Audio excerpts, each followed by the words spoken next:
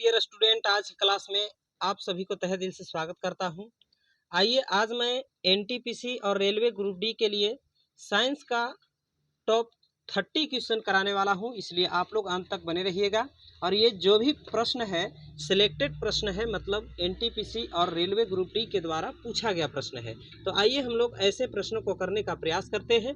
चलिए, यहाँ पर बहुत कम समय में हम लोग प्रश्न को करेंगे, थोड़ा सा फास्टली करेंगे, इसलिए आप लोग को यदि समझ में नहीं आएगा तो आप वीडियो को स्किप कीजिएगा, इसके बाद देखिएगा, ठीक है। तो चलिए यहाँ पर हम लोग प्रश्न संख्या फर्स्ट देखेंगे। अम्ल वर्षा होती है, तो अम्ल वर्षा जो है किसके कारण होती है? कारखानों से या पेट्रोल से या कोयला जलाने से या लकड़ी से। तो यहाँ पर आपका राइट आंसर हो जाएगा कारखाना से, ठीक है। क्योंकि कारखाना से जो धुआं निकलता है उससे क्या होता है? वायु प्रदूषित होता है, और जब वायुमंडल प्रदूषित हो जाता है तो वर्षा होती है, तो उसके साथ अम्ल वर्षा का कारण बनता है, ठीक है। इसके बाद प्रश्न संख्या हम लोग नेक्स्ट देखेंगे, ये वाला देखिए इंपॉर्टेंट प्रश्न है माय डियर स्टूडेंट। कह रहा है कि सीमेंट का खोज किसने की थी? बताइए, अंगस्टीन ने की थी, या अल्बर्ट्स मैग्नस ने की थी, या जोसेफ ऑस्वीडेन ने की थी, या जेन सिन ने की थी। तो राइट आंसर यहाँ पर ऑप्शन सी आपका हो जाएगा, ठीक है, जोसेफ ऑस्वीडेन ने की थी। इसके बाद नेक्स्ट प्रश्न देखते हैं, प्रश्न संख्या ये रहा आपका 3, ठीक है। कह रहा है कि विस्फोटक नाइट्रोग्लिसरीन है एक क्या है? मतलब विस्फोटक नाइट्रोग्लिसरीन जो है ये क्या है? तो याद रखिएगा ये आपका एस्टर हो जाएगा, यानी कि ऑप्शन डी यहाँ पर राइट हो जाएगा, ठीक है। यदि आप मेरे चैनल पर पहली बार विजिट किए हैं तो चैनल को सब्सक्राइब कर लीजिए और वीडियो को लाइक एंड शेयर कर दीजिए, ठीक है। चलिए नेक्स्ट प्रश्न को देखते हैं, प्रश्न संख्या 4, इंपोर्टेंट प्रश्न माय डियर स्टूडेंट। कह रहा है कि कैल्शियम एल्यूमिनेट तथा कैल्शियम सिलिकेट का मिश्रण कहलाता है, क्या कहलाता है? कैल्शियम एल्यूमिनेट और कैल्शियम सिलिकेट को यदि मिला दिया जाए तो एक मिश्रण बनेगा, जिस मिश्रण से क्या तैयार होता है? तो कंक्रीट तैयार होता है, याद रखिएगा ऑप्शन डी राइट होगा, ठीक है। प्रश्न संख्या नेक्स्ट देखते हैं हम लोग, ये वाला कह रहा है कि निम्नलिखित में से कौन सा एक सीमेंट का मुख्य घटक है? तो सीमेंट का जो मुख्य घटक है इनमें से आपका कौन सही होगा? जिप्सम होगा, ये चूना पत्थर होगा, या मृतिका होगा, या भस्म होगा। तो राइट आंसर आपका ऑप्शन डी हो जाएगा, भस्म हो जाएगा, ठीक है। इसके बाद प्रश्न संख्या नेक्स्ट देखेंगे, इंपॉर्टेंट प्रश्न माय डियर स्टूडेंट। कह रहा है कि शीशा मतलब कांच है, क्या है? तो शीशा जो है वो क्या है? अतिशीतित द्रव है, यानी कि ऑप्शन बी यहाँ पर राइट हो जाएगा। प्रश्न संख्या नेक्स्ट देखेंगे हम लोग, इंपॉर्टेंट प्रश्न माय डियर स्टूडेंट। कांच का सबसे महत्वपूर्ण घटक है, बताइए क्या है? तो कांच का सबसे महत्वपूर्ण घटक आपका सिलिका होता है, यानी कि ऑप्शन सी राइट हो जाएगा। प्रश्न संख्या नेक्स्ट देखेंगे, इंपॉर्टेंट प्रश्न माय डियर स्टूडेंट। कह रहा है कि कोबाल्ट ऑक्साइड कांच को कौन सा रंग प्रदान करता है? तो कोबाल्ट ऑक्साइड कांच को कौन सा रंग प्रदान करता है? तो ये आपका गहरा नीला रंग प्रदान करता है, याद रखिएगा ऑप्शन सी राइट होगा। प्रश्न संख्या नेक्स्ट देखेंगे, इंपॉर्टेंट प्रश्न माय डियर स्टूडेंट। ये रहा स्क्रीन पे, लेंस किससे बनता है बताइए? तो लेंस जो है आपका फ्लिंट कांच से बनता है, याद रखिएगा ऑप्शन बी राइट होगा। प्रश्न संख्या नेक्स्ट देखेंगे, इंपॉर्टेंट प्रश्न माय डियर स्टूडेंट। निम्नलिखित में से कौन सा पदार्थ साबुन बनाने में प्रयुक्त होता है? तो साबुन बनाने में जो प्रयुक्त पदार्थ है वो कौन सा है बताइए?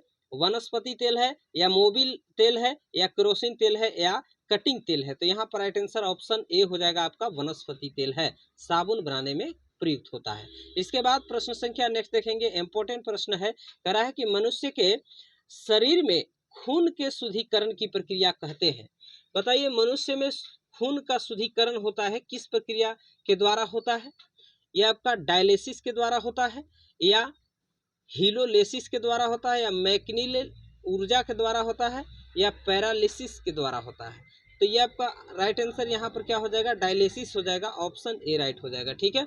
इसके बाद प्रश्न संख्या नेक्स्ट देखेंगे, इंपॉर्टेंट प्रश्न है। निम्नलिखित में से जो खट्टे पदार्थ में पाया जाता है तथा चर्म को स्वस्थ बनने में जरूरी होता है, मतलब चर्म रोग को ठीक करने का कार्य करता है, तो वो हो जाएगा आपका कौन सा? विटामिन सी हो जाएगा। खट्टे पदार्थ या फलों में पाया जाता है विटामिन सी, ठीक है। इसके बाद प्रश्न नेक्स्ट देखेंगे, इंपॉर्टेंट प्रश्न है। कह रहा है कि निम्न में से किसकी कमी से मधुमेह होता है? तो मधुमेह रोग जो है ये आपका इंसुलिन की कमी से होता है, याद रखिएगा ऑप्शन डी होगा। प्रश्न संख्या नेक्स्ट देखेंगे, इंपॉर्टेंट प्रश्न। पौधों एवं पेड़ों का खाना तैयार करने की प्रक्रिया कहलाती है। पौधों एवं पेड़ों में खाना तैयार करने की प्रक्रिया जो है क्या कहलाती है? तो फोटोसिंथेसिस कहलाती है, यानी कि हिंदी में बात करें तो प्रकाश संश्लेषण प्रक्रिया कहलाती है, ठीक है। चलिए ये इंग्लिश वर्ड में दिया गया है फोटोसिंथेसिस। आगे देखते हैं नेक्स्ट प्रश्न। कह रहा है कि जैविक सिस्टम में रासायनिक क्रिया को तेज करने के लिए उत्तरदायी पदार्थ है। तो जैविक सिस्टम में रासायनिक क्रिया को तेज करने के लिए उत्तरदायी पदार्थ कौन सा होता है? तो यहाँ पर आपका राइट आंसर एंजाइम हो जाएगा। ठीक है, राइट आंसर क्या हो जाएगा? एंजाइम हो जाएगा। इसके बाद प्रश्न नेक्स्ट देखेंगे, इंपॉर्टेंट प्रश्न कह रहा है कि सेप्टिक टैंक से निकलने वाली गैसों में मुख्यतः कौन सी गैस होती है? तो सेप्टिक टैंक से निकलने वाली गैस जो है मुख्यतः कौन सी गैस होती है? तो ये आपका सेप्टिक टैंक से मीथेन गैस जो है निकलता है, यानी कि ऑप्शन ए राइट हो जाएगा। इसके बाद प्रश्न हम लोग नेक्स्ट देखेंगे, ये वाला प्रश्न कह रहा है कि इथेन गैस का स्वाद थोड़ा होता है। तो इथेन गैस का स्वाद जो है थोड़ा मीठा होता है, याद रखिएगा, ऑप्शन ए राइट होगा। प्रश्न ये वाला देखेंगे, गर्म हवा के गुब्बारों में कौन सी गैस भरी जाती है या प्रयोग की जाती है? तो गर्म हवा के गुब्बारा में कौन सी गैस भरी जाती है? प्रोपेन गैस भरा जाता है, याद रखिएगा, ऑप्शन बी राइट होगा। प्रश्न नेक्स्ट देखेंगे, कह रहा है कि फलों को कृत्रिम तरीके से पकाने वाली गैस है। तो फलों को कृत्रिम तरीके से पकाने वाली गैस कौन सा हो जाएगा? ये आपका एसिटिलीन हो जाएगा, याद रखिएगा, ऑप्शन सी राइट होगा। प्रश्न नेक्स्ट देखेंगे, इंपॉर्टेंट प्रश्न, दाढ़ी बनाने के लिए काम में लाते हैं, किसको लाते हैं? अवतल दर्पण या समतल दर्पण या उत्तल दर्पण या इनमें से कोई नहीं। तो राइट आंसर ऑप्शन हो जाएगा अवतल दर्पण। ठीक है, इसके बाद प्रश्न नेक्स्ट देखेंगे, देखिए कह रहा है कि आयरलॉन किसके बनने का पॉलीमर है? तो आयरलॉन किससे बनने वाले पॉलीमर है? तो ये आपका हो जाएगा, इसका राइट आंसर क्या हो जाएगा? न्यूफ्रॉन हो जाएगा या एक्रिलोन इट्राइल हो जाएगा। तो यहाँ पर यह आपका राइट आंसर क्या होगा? टेफ्राफ्लूरोएथिलीन होगा या विनाइल क्लोराइड होगा। तो ये चारों ऑप्शन में से आपका ऑप्शन ए सही लग रहा है, एक्रिलोन इट्राइल हो जाएगा। राइट आंसर ऑप्शन ए हो जाएगा। ठीक है, चलिए नेक्स्ट प्रश्न को देखते हैं। प्रश्न संख्या ये वाला कह रहा है कि टेफ्लॉन का सामान्य नाम क्या है? तो टेफ्लॉन का सामान्य नाम याद रखिएगा पॉलीटेट्राफ्लोरोएथिलीन है। ठीक है, क्या है? पॉलीटेट्राफ्लोरोएथिलीन है। ठीक है, इसके बाद प्रश्न नेक्स्ट देखेंगे, इंपॉर्टेंट प्रश्न है, कह रहा है कि टेफ्लॉन क्या है? बताइए टेफ्लॉन क्या है? तो टेफ्लॉन क्या है बताइए? फ्लोरोकार्बन है, याद रखिएगा, ऑप्शन ए राइट हो जाएगा। इसके बाद प्रश्न संख्या नेक्स्ट देखेंगे, इंपॉर्टेंट प्रश्न है, देखिए कह रहा है, प्रश्न कह रहा है कि CH3OH का रासायनिक सूत्र क्या है?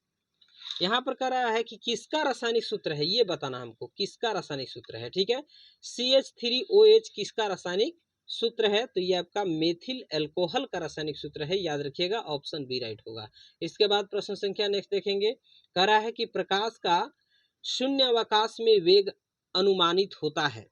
मतलब अनुमान के आधार पर बताया जाना है कि प्रकाश का शून्य अवकाश में कितना वेग होता है, मतलब चाल होता है।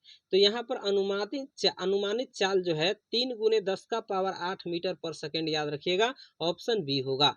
प्रश्न नेक्स्ट देखेंगे, ये वाला कह रहा है कि धोने के सोडा का रासायनिक सूत्र क्या होता है? तो धोने का सोडा का रासायनिक सूत्र जो होता है आपका Na2CO3 × 10H2O, याद रखिएगा, धोवन सोडा का रासायनिक सूत्र है। यही पूछता कि बेकिंग सोडा का रासायनिक सूत्र, तो आपका बेकिंग सोडा को खाने वाला सोडा भी कहते हैं, यानी कि NaHCO3 सोडियम बाइकार्बोनेट इसको बोला जाता है। ठीक है, इसके बाद प्रश्न नेक्स्ट देखेंगे, ये वाला इंपॉर्टेंट प्रश्न है, निम्नलिखित में से अशुद्ध गैस का घटक कौन सा है? तो निम्नलिखित में से अशुद्ध गैस का घटक कौन सा है बताइए? तो अशुद्ध गैस का घटक जो है क्लोरोपिक्रीन है या इथिन है या इथेनॉल है या ईथर है। तो यहाँ पर इस क्वेश्चन का राइट आंसर बताइए क्या होगा? इथेन हो जाएगा। ठीक है, इथेन राइट आंसर हो जाएगा। इसके बाद प्रश्न नेक्स्ट देखेंगे, ये वाला कह रहा है कि फॉर्मल्डिहाइड का 40% जलीय घोल कहलाता है। ठीक है, फॉर्मल्डिहाइड का 40% जलीय घोल क्या कहलाता है? तो फॉर्मेलिन कहलाता है, यानी कि ऑप्शन डी राइट होगा। ठीक है, इसके बाद प्रश्न संख्या ये वाला देखेंगे, देखिए प्रश्न है कि चींटी के काटने पर किसका अंत निरूपण होता है? मतलब चींटी जब काटता है तो वहां पर किसका अंत छेपन होता है? फॉर्मिक अम्ल को होता है। ठीक है, चींटी के डंक में कौन सा अम्ल पाया जाता है? फॉर्मिक अम्ल, यानी कि ऑप्शन ए राइट होगा। इसके बाद प्रश्न ये वाला देखेंगे, कह रहा है कि फॉर्मिक एसिड किसके द्वारा उत्पन्न होता है? तो फॉर्मिक एसिड जो है ये आपका लाल चिट्टी के द्वारा उत्पन्न होता है, यानी कि ऑप्शन सी राइट हो जाएगा। ठीक है, तो यहाँ तक आप लोगों को यदि मेरे बताए गए क्वेश्चन समझ में आ रहा होगा तो आप मेरे चैनल को सब्सक्राइब कर दीजिए और वीडियो को लाइक एंड शेयर कर दीजिए। मिलते हैं नेक्स्ट वीडियो में, तब तक के लिए